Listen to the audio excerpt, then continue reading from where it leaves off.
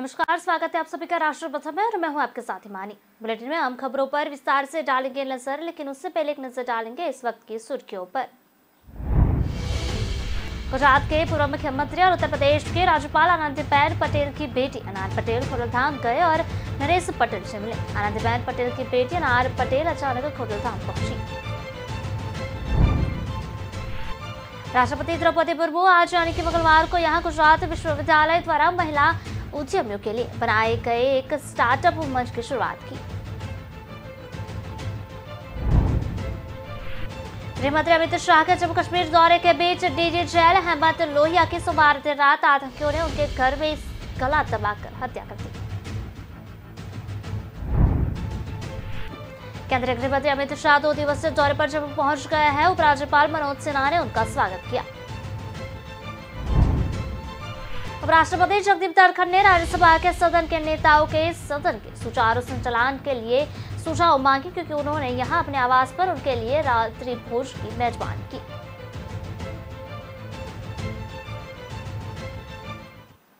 तो चलिए बुलेटिन की खबरों को देखते हैं विस्तार से और बात करते हैं आम आदमी पार्टी के संयोजक और दिल्ली के मुख्यमंत्री अरविंद केजरीवाल शनिवार को खोडलधाम में हुए एक धार्मिक कार्यक्रम में शामिल हुए।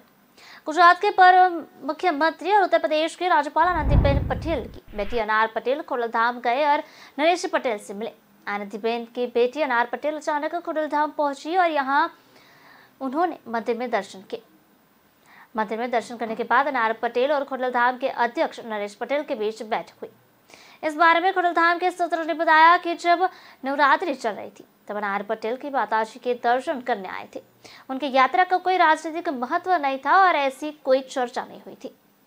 अरविंद केजरीवाल और भगवत मान ने शनिवार को राजकोट में करवा पटेल समाज द्वारा आयोजित खोडलधाम में रासोत्सव और युवा क्लब रासोत्सव में शिरकत की। आम आदमी पार्टी जहां गुजरात में अपना राजनीतिक पैर जमाने की कोशिश कर रही है, वहीं गुजरात की राजनीति में अहम भूमिका निभाने वाली पाटीदार समाज के शीर्ष नेता कांग्रेस के प्रवेश के बाद अन्य 2 प्रमुख राजनीतिक दलों के नेताओं के बीच दौड़ में शामिल हो गए हैं। उनके शीर्ष नेता केजरीवाल की यात्रा के बाद आनंदीबेन की बेटी अनार पटेल ने खोडलधाम का दौरा किया और नरेश पटेल के साथ बैठक के इस मुद्दे पर चर्चा शुरू हुई कि अनार पटेल कुछ संदेशा लेकर आए थे।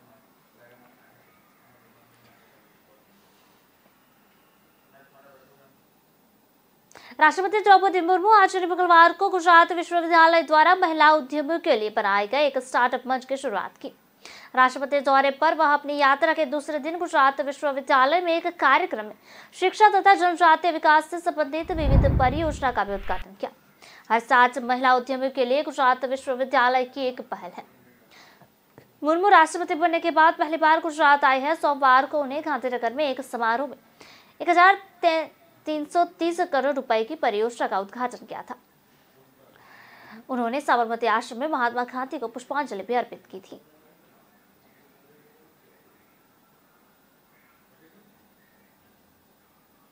इनोवेशन में अग्रणी रहना स्वाभाविक है। इस यूनिवर्सिटी के कैंपस में 450 से अधिक स्टार्टअप कार्य कर रहे हैं और उनके द्वारा रोजगार के अवसर प्रदान किए गए हैं। मुझे ये ज्ञात हुआ है कि वर्तमान में इस यूनिवर्सिटी द्वारा 125 से अधिक महिलाओं द्वारा नेतृत्व प्रदान किए जा रहे हैं। स्टार्टअप को सक्रिय सहयोग दिया जा रहा है।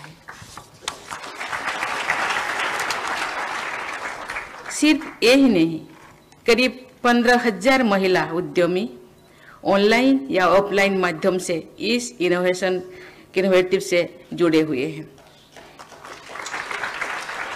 ऐसे स्टार्टअप फ्रेंडली यूनिवर्सिटी में महिला उद्यमियों के लिए समर्पित हर स्टार्ट नामक स्टार्टअप प्लेटफॉर्म का उद्घाटन करना मेरे लिए बहुत गौरव की बात है। गृहमंत्री अमित शाह के जम्मू कश्मीर दौरे के बीच डीजी जेल हेमंत लोहिया की सोमवार देर रात आतंकियों ने उनके घर पर ही गला रेतकर हत्या कर दी। हत्या के बारे में उनके शव को जलाने की भी कोशिश की गई। फिलहाल पुलिस ने शव को पोस्टमार्टम के लिए भेज दिया गया है। इस वारदात में अंजाम उनके ही नौकर यासिर ने दिया। यह आतंकी उनके घर में नौकर बनकर रह रहा था। हत्या के करीब 10 घंटे बाद मंगलवार सुबह यानी कि आज सुबह आतंकी संगठन पीपुल्स एंटी फासिस्ट फ्रंट यानी कि PAFF ने लोहिया की हत्या की जिम्मेदारी ली है। PFF ने सोशल मीडिया के जरिए इस बात की जानकारी दी है, यह संगठन जेल से जुड़ा है। इसने अपनी प्रेस रिलीज में कहा कि यह गृह मंत्री को हमारा छोटा सा तोहफा है, हम किसी को भी कभी भी कहीं भी मार सकते हैं। इस घटना के बाद ये यासिर फरार है। पुलिस ने यासिर की तलाश शुरू कर दी है। जम्मू जोन को ADGP मुकेश सिंह ने कहा कि लोहिया का गला भेदा गया है, उनकी बॉडी पर जलाने के निशान मिले हैं। शुरुआती जांच में पता चला है कि वारदात के पहले लोहिया ने अपने पैरों में ऑयल लगवाया था। उनके पैरों पर सूजन थी। हत्यारे ने केचप की बोतल से उनका गला काट डाला और उनके शव को जलाने की कोशिश की। परिवार के लोग चीख सुनकर दौड़े। पुलिस ने बताया कि पहले तकिए के दबाकर मारने की कोशिश की गई।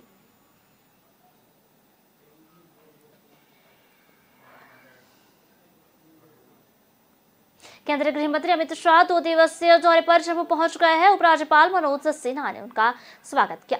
यात्रा के पहले दिन यानी 4 अक्टूबर की सुबह वैष्णो देवी मंदिर में पूजा अर्चना करेंगे। पूजा करने के बाद जम्मू में अलग अलग परियोजनाओं की आधारशिला रखेंगे। इसके बाद राजौरी में एक जनसभा को संबोधित भी करेंगे। साथ ही वहां कई विकास परियोजनाओं का शुभारंभ करेंगे। साथ ही वहां रहने वाले पहाड़ियों को अनुसूचित जनजाति का दर्जा देने की घोषणा कर सकते हैं। जम्मू कश्मीर के राजौरी अंजवापूछ बारामूला में पहाड़ियों की बड़ी आबादी है। 5 अक्टूबर को वो श्रीनगर में राजभवन में होने वाली बैठक में जम्मू कश्मीर में सुरक्षा स्थिति की समीक्षा करेंगे। श्रीनगर और बारामूला में अलग अलग प्रतिनिधिमंडल से मुलाकात भी करेंगे। अमित शाह 4 अक्टूबर की शाम श्रीनगर पहुंचेंगे। यहाँ कोई भाजपा नेता से मुलाकात करेंगे। श्रीनगर में शाह उपराज्यपाल मनोज सिन्हा के साथ एक उच्च स्तरीय बैठक में भाग लेंगे। बैठक में पुलिस, CPF और जम्मू कश्मीर के केंद्र की खुफिया एजेंसी की वरिष्ठ अधिकारी शामिल होंगे।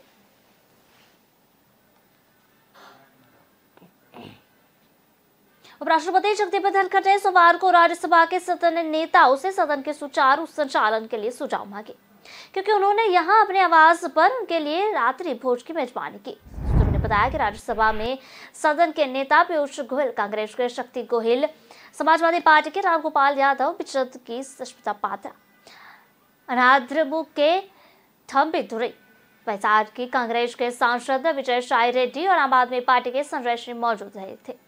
कांग्रेस के दिग्गज नेता मल्लिकार्जुन खड़गे ने पार्टी अध्यक्ष सोनिया गांधी को राज्यसभा में विपक्ष के नेता के रूप में अपना इस्तीफा दे दिया है, क्योंकि वह पार्टी अध्यक्ष पद के लिए चुनाव लड़ रहे हैं। रात्रि भोज से पहले नेताओं ने संसदीय कार्यवाही पर चर्चा की है। सूत्रों ने बताया कि रात्रि भोज दौरान धनखड़ ने नेताओं से सुझाव मांगा कि कैसे सदन की कार्यवाही बिना किसी व्यवधान के सुचारू रूप में चल सके। उन्होंने कहा कि धनखड़ का विचार था कि गतिरोध को बातचीत के जरिए और सदन के कामकाज से समझौता किए बिना सुलझाया जा सकता है। उन्होंने फ्लोरलेट्स और सरकार के बीच लगातार बातचीत की जरूरत को भी रेखांकित किया। 11 अगस्त को उपाध्यक्ष का पदभार संभालने वाले धनखड़ राज्यसभा के अध्यक्ष भी रहे हैं और शीतकालीन सत्र के दौरान पहली बार उच्च सदन की कार्यवाही की अध्यक्षता करेंगे। हालांकि पार्टी के विभिन्न नेता धनखड़ को उपाध्यक्ष चुने जाने के बाद से बुला रहे हैं, लेकिन राज्यसभा के फ्लोर नेताओं के साथ यह उनकी पहली औपचारिक बातचीत थी।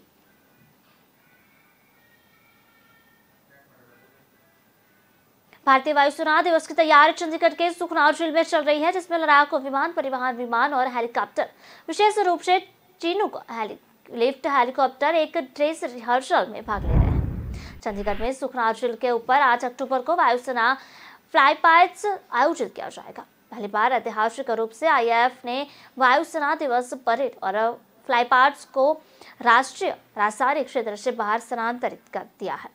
इससे पहले दिन में स्वदेशी रूप से विकसित हल्के लड़ाकू हेलीकॉप्टर के पहले बैच को प्रचंड करार दिया गया था, जिसे रक्षा मंत्री राजनाथ सिंह की उपस्थिति में भारतीय वायुसेना में शामिल किया गया था, जिससे भारतीय वायुसेना के युद्ध कौशल को महत्वपूर्ण बढ़ावा मिला है। इंडक्शन इवेंट राजस्थान के जोधपुर में हुआ, जहां नवनियुक्त chief of defence staff CDS Anil Chauhan केंद्रीय मंत्री के साथ शामिल हुए। इस कार्यक्रम में बोलते हुए सिंह ने कहा कि LCH हमारी क्षमता में सुधार करेगा और रक्षा उत्पादन का विस्तार करेगा। रक्षा उत्पादन में आत्मनिर्भरता के लिए भारत की प्रतिबद्धता को प्रदर्शित करेगा। रक्षा मंत्री ने कहा कि नवरात्र और योद्धाओं की भूमि राजस्थान में LCH को शामिल करने के लिए इससे बेहतर समय नहीं हो सकता था। LCH को दशकों के अनुसंधान और विकास का परिणाम, लंबे समय से हमलावर हेलीकॉप्टर की आवश्यकता थी और 1999 के कारगिल युद्ध के दौरान इसकी आवश्यकता को गंभीरता से महसूस किया गया था।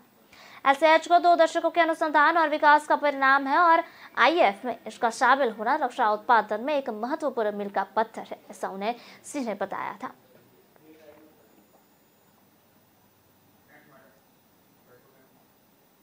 प्रसिद्ध पंजाबी गायक अल्फाज उर्फ अमरजोत श्री पवार अस्पताल में अब गंभीर अवस्था में है।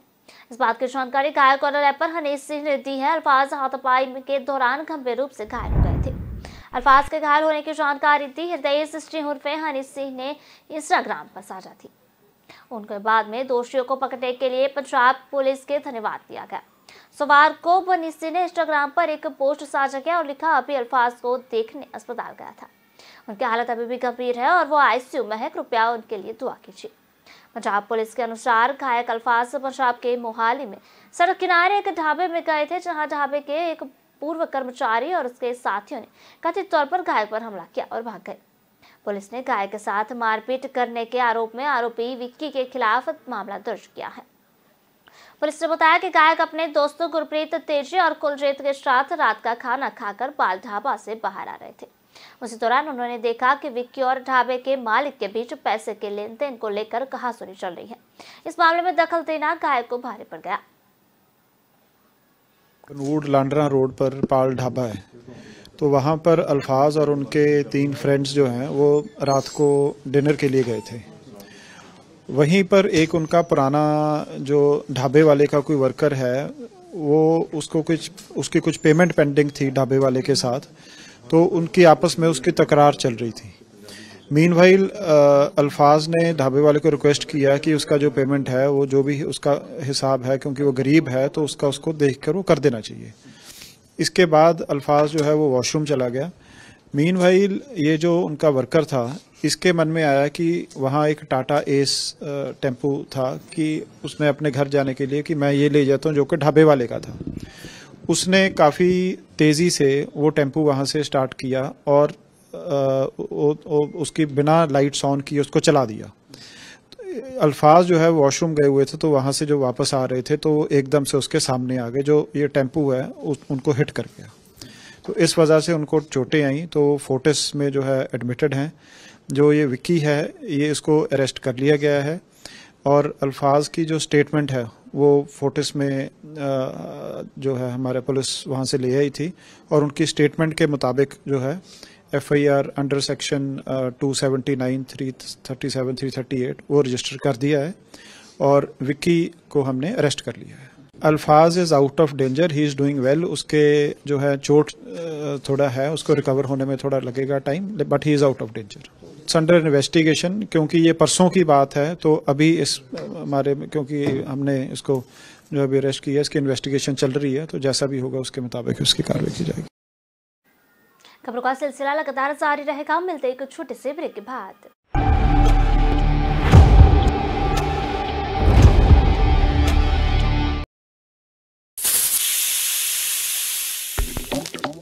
भिगोना पड़ेगा, उबालना पड़ेगा, पर कौन बोला? रेसिपी फॉलो करना पड़ेगा। थोड़ा रोस्ट, थोड़ा फ्राई, थोड़ा लो, थोड़ा हाई, थोड़ा अपना वाला ट्राई। मेरा ट्विस्ट, मेरा टेस्ट, मेरा ट्विस्ट। वंडर मसालों की रेंज है तैयार, जिन्हें है आपके ट्विस्ट का इंतजार। अमृतसरी छोले, मेरे वाले छोले। वंडर मसाला। मेरा ट्विस्ट, मेरा टेस्ट। शम्मी बोलो, ये सिलबट्टे को अंग्रेजी में क्या बोलते हैं? सिलबट्टा क्या बोलते हैं?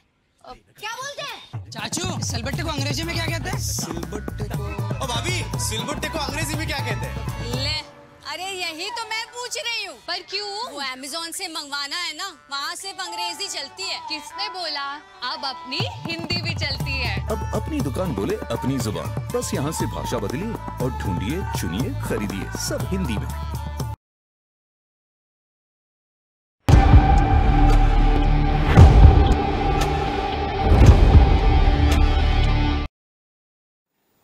ब्रेक के बाद आपका स्वागत है। बुलेटिन में बढ़ते हैं आगे की खबर की ओर। बात करते हैं हिमाचल प्रदेश के मुख्यमंत्री जयराम ठाकुर ने शनिवार को कहा कि प्रधानमंत्री नरेंद्र मोदी 5 अक्टूबर से बिलासपुर में एम्स के लोगों को समर्पित करेंगे। ठाकुर धर्मशाला के निकट टंडा स्थित राजेंद्र प्रसाद राजकीय चिकित्सा महाविद्यालय के छात्र केंद्रीय संघ द्वारा आयोजित सांस्कृतिक कार्यक्रम में बोल रहे थे। उन्होंने कहा कि मोदी 5 अक्टूबर को बिलासपुर में अखिल भारतीय आयुर्विज्ञान संस्था यानी कि एम्स का उद्घाटन करेंगे और यह राज्य के लोगों के लिए एक और गर्व का क्षण होगा। ठाकुर ने कहा कि हिमाचल प्रदेश के इतिहास में पहली बार डॉक्टरों के 500 नए पद एक बार में भरे जा रहे हैं।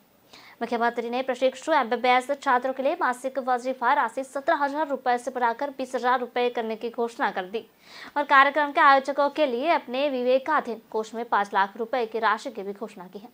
ठाकुर ने इस अवसर पर कहा कि डॉक्टर राजेंद्र प्रसाद राजकीय मेडिकल कॉलेज देश के शीर्ष मेडिकल कॉलेज के रूप में उभर रहा है। उन्होंने कहा कि एक सर्वेक्षण के अनुसार कॉलेज ने देश के सभी मेडिकल कॉलेजों में अपनी समग्र रैंकिंग में 35 से 13 तक सुधार किया है। ठाकुर ने यह भी घोषणा की है कि धर्मशाला विधानसभा क्षेत्र के योल में एक नया उप तहसील कार्यालय खोला जाएगा और भटोई के प्राथमिक स्वास्थ्य केंद्र को सामुदायिक स्वास्थ्य केंद्र में अपग्रेड किया जाएगा। इस मौके पर विधायक अरुण कुमार और विशाल निहरिया भी मौजूद थे। लिए बहुत खुशी का यह क्षण है कि आदरणीय प्रधानमंत्री नरेंद्र मोदी जी 5 तारीख को पहले बिलासपुर में ऑल इंडिया मेडिकल इंस्टीट्यूट का इनॉग्रेशन के लिए आ रहे हैं और उसके साथ में 3 प्रोजेक्ट और भी है जिनका इनॉग्रेशन और फाउंडेशन स्टोन होना है। वहां से फिर कुल्लू दशहरा जो हमारा एक ऐतिहासिक यहाँ पर अंतर्राष्ट्रीय स्तर का एक मेला होता है, इस दशहरे के बीच में आकर के ये पहली बार होगा हिमाचल के इतिहास में कि देश के कोई प्रधानमंत्री रथ यात्रा को देखने के लिए और रघुनाथ जी के दर्शन करने के लिए, आशीर्वाद लेने के लिए कुल्लू के यहाँ ढालपुर के मैदान पे। हिमाचल प्रदेश के मुख्यमंत्री जयराम ठाकुर ने शनिवार को कहा कि प्रधानमंत्री नरेंद्र मोदी 5 अक्टूबर को बिलासपुर में एम्स के लोगों को समर्पित करेंगे। ठाकुर धर्मशाला के निकट डाडा स्थित राजेंद्र प्रसाद राजकीय चिकित्सा महाविद्यालय के छात्र केंद्रीय संघ द्वारा आयोजित सांस्कृतिक कार्यक्रम में बोल रहे थे। उन्होंने कहा कि मोदी 5 अक्टूबर को बिलासपुर में अखिल भारतीय आयुर्विज्ञान संस्था यानी कि एम्स का उद्घाटन करेंगे।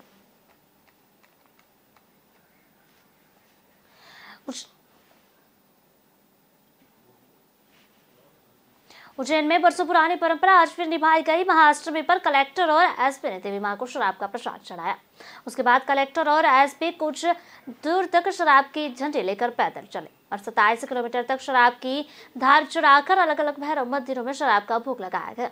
उज्जैन में नवरात्रि की अष्टमी पर नगर पूजन हुआ। इसमें 24 खंभा माता मंदिर में आरती की गई। परंपरा के अनुसार कलेक्टर और एसपी आरती में शामिल हुए तो उन्होंने महालया और महामाता को मदिरा पिलाकर शहर को कोरोना महामारी से निजात दिलाने की प्रार्थना की। मान्यता है कि यहाँ माता की पूजा राजा विक्रमादित्य करते थे। इसी परंपरा का निर्वाह चुनादेश और एसपी करते चले आ रहे हैं। कलेक्टर आशीष सिंह और एसपी सत्येंद्र शुक्ला ने माता को मदिरा का भोग लगाया। उसके बाद 27 किलोमीटर तक शहर में शराब की धार चढ़ाकर अलग अलग भैरव मंदिरों में शराब का भोग लगाया गया।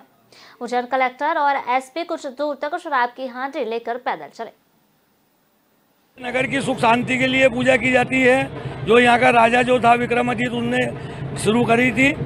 यहाँ से 27 किलोमीटर दूर तक ये पूरे नगर में होते हुए हंडी बोड़ बेरू महाराज के वहाँ खत्म हो जाती है। राजा विक्रमादित्य के समय से ही नगर पूजा का प्रावधान उज्जैन के इतिहास और परंपरा में रहा है। कई सारे इसके पुराने उदाहरण मिलते हैं। आज सौभाग्य की बात है कि पुनः मुझे इस पूजा को करने का सौभाग्य प्राप्त हुआ। महाअष्टमी के दिन मदिरा का भोग लगा के 24 खंभा देवियों को, उसके बाद में सभी प्रमुख मंदिर और सभी जगहों पर मदिरा की धार चढ़ाते हुए ये पूजा संपादित करी जाती है और गढ़कालिका में इस पूजा का समापन होता है। जो परंपरा है उसका ये महत्व है कि सभी प्रकार की विपत्तियां, सभी प्रकार के संकट टालने के लिए इसको किया जाता है और उसी का पालन करते हुए मेरे द्वारा पूजा संपादित करी गई। दुर्गा अष्टमी के अश्विन शुक्ल दुर्गा अष्टमी के बरोबर माता 24 खंभा माता से माननीय जिलाधीश महोदय द्वारा नगर पूजा आरंभ की गई है। माता जी का संपूर्ण षोडश उपचार पूजन के पश्चात मदिरा का भोग लगाया गया है और संपूर्ण शहर में मदिरा की धार प्रवाह होते हुए एवं संपूर्ण शहर के राजा विक्रमादित्य के समय के मंदिरों का देव पूजन अर्चन करते हुए सायंकाल 7:30-8 बजे तक हांडी भोर भैरव पर पूजा का समापन होगा और यहाँ मदिरा का भोग लगा गया है और सारे धर्म प्रेमी जनताओं ने मदिरा का सेवन प्रसाद किया है। बात करते हैं गुजरात के वडोदरा में गरबा के बाद दो गुट आपस में भिड़ गए। जिसके बाद तनाव का माहौल पैदा हो गया। घटना सावली की है, जहां दो गुट के लोगों ने एक दूसरे पर पत्थरबाजी की, जिसकी सूचना मिलने पर मौके पर पहुंची पुलिस ने 40 लोगों को गिरफ्तार किया है। वहीं इलाके में भारी पुलिस बल तैनात कर दी गई है। बताया जा रहा है कि नवरात्र उत्सव के दौरान गरबा खेलने के लिए गए एक समुदाय के 150 से 200 लोग पर हमला हुआ, जिसके बाद दोनों गुट के बीच पथराव हुआ, जिसमें कई गाड़ियों को नुकसान पहुंचा है। रिपोर्ट के मुताबिक इस पूरे मामले में पुलिस ने अब तक 40 लोगों को गिरफ्तार किया गया है। वहीं मामले में एफआईआर भी दर्ज कर ली गई है। वडोदरा ग्रामीण पुलिस अधिकारी PR पटेल के मुताबिक मुसलमानों का कहना कि एक त्योहार आने वाला है, जिसको लेकर कुछ स्थानीय लोगों ने धार्मिक झंडों को पोल पर बांधा था, जो ठीक मंदिर के पास था। हिंदू समाज के लोगों ने इस पर आपत्ति व्यक्त की और कहा कि उनकी धार्मिक भावनाएं आहत हुई हैं।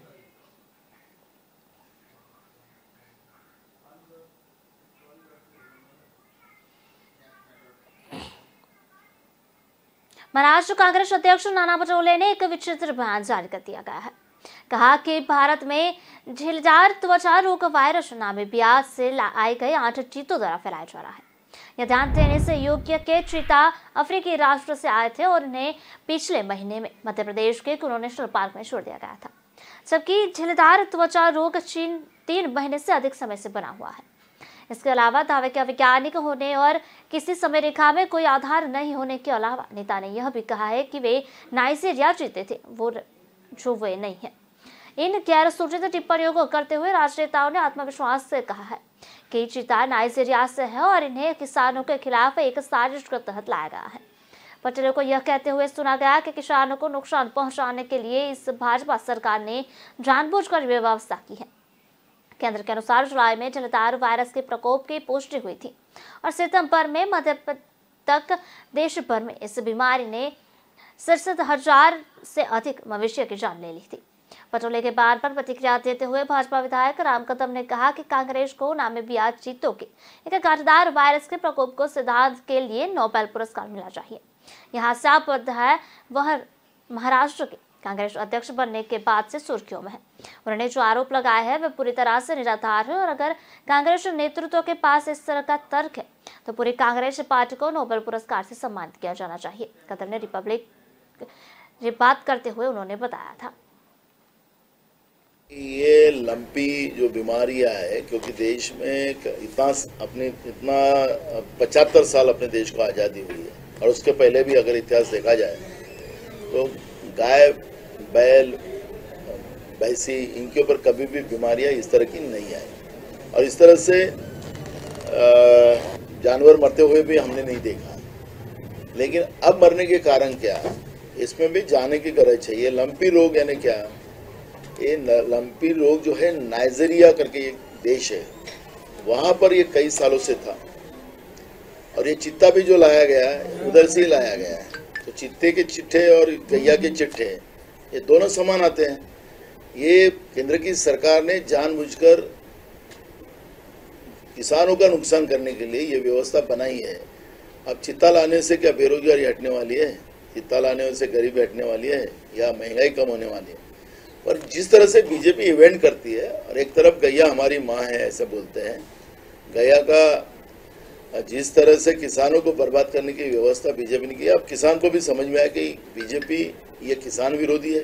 क्योंकि देश के प्रधानमंत्री ने जब 3 काले कानून के विरोध में 1 साल के ऊपर किसानों ने जब आंदोलन किया था दिल्ली की सीमाओं पे, तब देश के प्रधानमंत्री नरेंद्र मोदी जी ने लोकसभा में कहा था कि किसान ये आतंकवादी है, नक्सलवादी है, ये खालिस्तानी है और ये आंदोलनजीवी है। अब देश के अन्नदाता के बारे में इस तरह से वक्तव्य देश के प्रधानमंत्री करते हैं तो ये देश के किसानों के प्रति कितनी सहानुभूति है। तब गैया जिनकी माँ थी उसको और उन किसानों को जो इसका पालन करते हैं उनको बर्बाद करने की व्यवस्था केंद्र की बीजेपी की सरकार की तरफ से है और इसलिए आज भी उसके पास, देश के पास ये लंपी बीमारी दूर करने का कोई इलाज नहीं है, कोई इलाज नहीं। प्रधानमंत्री ने कहा था बीच में कि हमारे पास सब है, तो जानवर बचाने के लिए इनके पास क्यों नहीं अभी तक शासन उस तरह से कार्रवाई। मुख्यमंत्री योगी आदित्यनाथ ने शारदीय नवरात्र की 9वीं तिथि को यानी कि मंगलवार आज गोरखनाथ मंदिर स्थित भवन में विधि विधान के साथ परंपरागत कन्या पूजन किया। उन्होंने मां भगवती के 9 स्वरूपों का प्रतीक 9 कन्याओं, एक बटुक भैरव के 5 पखार कर पहले पूजा अर्चना की। उसके बाद अपने हाथों से भोजन कराकर दक्षिणा साथ उनकी विदाई की। इस दौरान मंदिर में पहुंची अन्य कन्याओं को भी उसी श्रद्धाभाव से भोजन कराया गया और विदाई की गई है।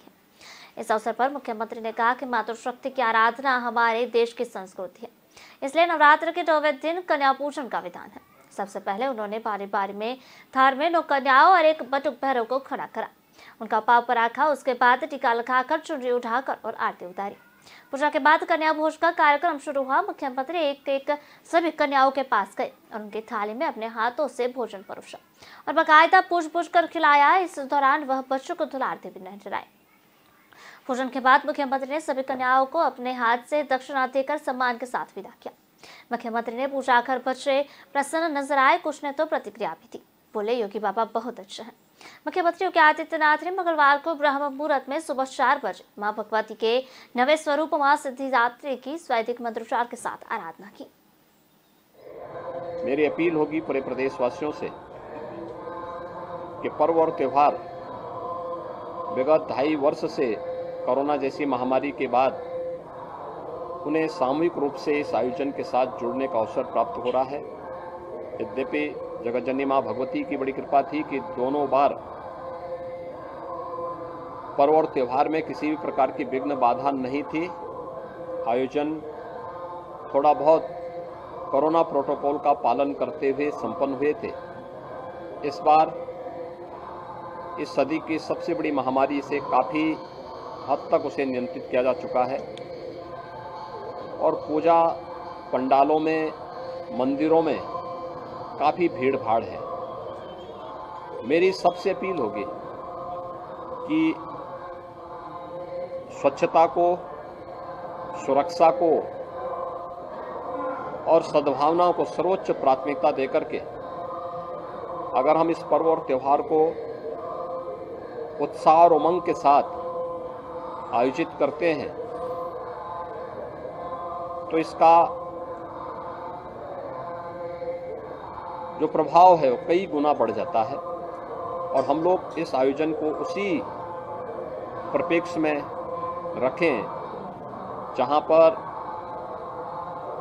पूजा पंडाल हो या देव मंदिर हो, उसके आसपास के क्षेत्र में प्रशासन स्वच्छता के कार्यक्रम को प्राथमिकता दे ही रहा है।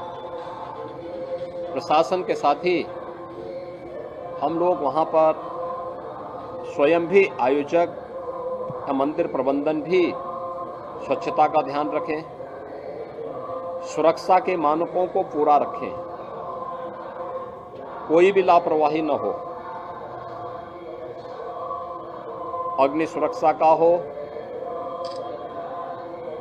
या फिर किसी भी प्रकार के अन्य सुरक्षा के उन सभी मानकों को जो अपेक्षा प्रशासन की है और कोई भी ऐसा कार्य न हो जिससे भगदड़ की स्थिति पैदा हो, क्योंकि लोग बड़ी श्रद्धा के साथ इस आयोजन के साथ आते हैं, उत्साह और उमंग के साथ आते हैं। आस्था के साथ खिलवाड़ न हो, किसी भी प्रकार की कोई अव्यवस्था फैल करके किसी का उत्साह और उमंग कुंद न हो, यह भी आयोजकों की जिम्मेदारी बनती है, प्रबंधन की जिम्मेदारी बनती है। मेरी पूरे प्रदेशवासियों से अपील होगी कि वह जहाँ जहाँ भी आयोजकगण हैं वो सभी प्रशासन का इस संबंध में सहयोग करेंगे कि उत्साह और उमंग का पर्व, धर्म, सत्य और न्याय की विजय का ये पर्व अनेक लोगों के जीवन में, प्रदेशवासियों के जीवन में खुशहाली का, उत्साह का और उमंग का कारण बनेगा और लोगों की आस्था प्रबल होगी। फिलहाल बुलेटिन में बस इतना है। विस्तार से खबरें पढ़ने के लिए आप हमारी वेबसाइट का भी प्रयोग कर सकते हैं। हमारी वेबसाइट का पता है www.kalamkartavya.com। हमारी कलम ही हमारा कर्तव्य है। इसी उद्देश्य के साथ अब खबरों को राष्ट्रप्रथम के साथ देखते रहिए। नमस्कार।